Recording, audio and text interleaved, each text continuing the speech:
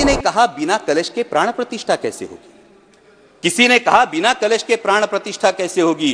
किसी ने कहा जब चुनाव ही प्राण हो तो सोचो कौन सी प्रतिष्ठा दांव पे लगी होगी। लोग तो कुछ कहेंगे, लोगों का काम है कहना, आप जन की बात मत सुनना, सिर्फ मन की बात करना। फिर भी खुश थे हम, 500 साल का सपना जो पूरा हो रहा था, हमारे अंदर का हिंदू भी पूरी तरह से जाग गया था। इस वास्तविकता ने झंझोड़ना के बाद भी हम अंधभक्तों की तरह चलते गए।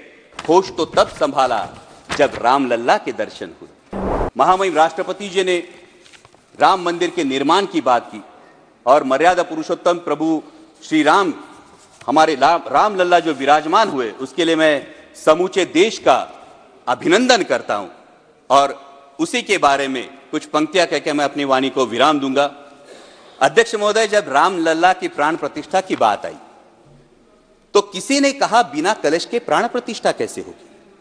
किसी ने कहा बिना कलश के प्राण प्रतिष्ठा कैसे होगी? किसी ने कहा जब चुनाव ही प्राण हो तो सोचो कौन सी प्रतिष्ठा दांव पे लगी होगी। लोग तो कुछ कहेंगे, लोगों का काम है कहना, आप जन की बात मत सुनना, सिर्फ मन की बात करना।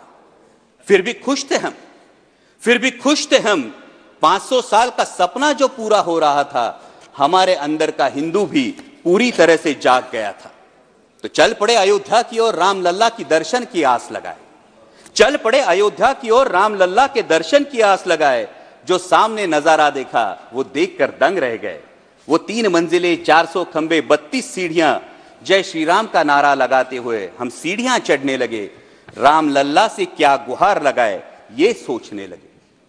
पहली सीढ़ी पर याद आई महंगाई, पहली सीढ़ी पर याद आई महंगाई, दूसरी पर देश में बढ़ती बेरोजगारी, तीसरी पर पत्रकारिता की चरण चुंबकता, चौथी पर सेंट्रल एजेंसीज की संदिग्ध भूमिका।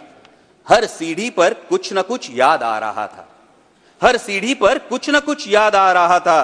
कहीं 15 लाख का जुमला, कहीं किसानों का आक्रोश था, कहीं महिला कुश्तीगिरों की वेदना थी, कहीं सालाना 2 करोड़ रोजगारों का वादा था, कहीं बढ़ती सांप्रदायिकता थी, तो कहीं चुनिंदा पूंजीपतियों पर मेहरबान हमारी सरकार का चेहरा था।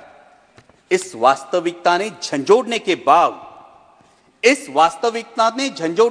बाद भी हम अंधभक्तों की तरह चलते गए। होश तो तब संभाला जब रामलल्ला के दर्शन हुए। हमें नतमस्तक देख रामलल्ला मुस्कुराते हुए बोले, हमें नतमस्तक देख रामलल्ला मुस्कुराते हुए बोले, मैं कल भी था, आज भी हूं, कल भी रहूंगा। जितना इस मंदिर में हूं उतना ही तुम्हारे मन में रहूंगा। लेकिन याद रखना हमेशा मैंने त्रेता युग में रामराज जलाया था, तुम कलयुग में जीते हो जहां संविधान ने गणराज जलाया है। धर्म समाज का किनारा जरूर है, धर्म समाज का किनारा जरूर है, लेकिन देश एक बहती धारा है। किनारे को धारा के बीच में लाया तो प्रवाह अड़ जाता है, प्रगति के पथ से हट जाता है। इसलिए धर्म का ठेकेदार नहीं, पहरेदार बनना चाहिए। इसलिए धर्म का ठेकेदार नहीं, पहरेदार बनना चाहिए।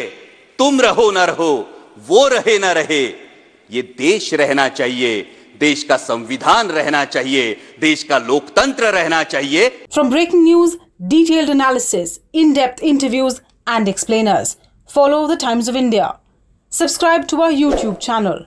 Don't forget to like our videos and hit the bell icon to stay updated with the latest.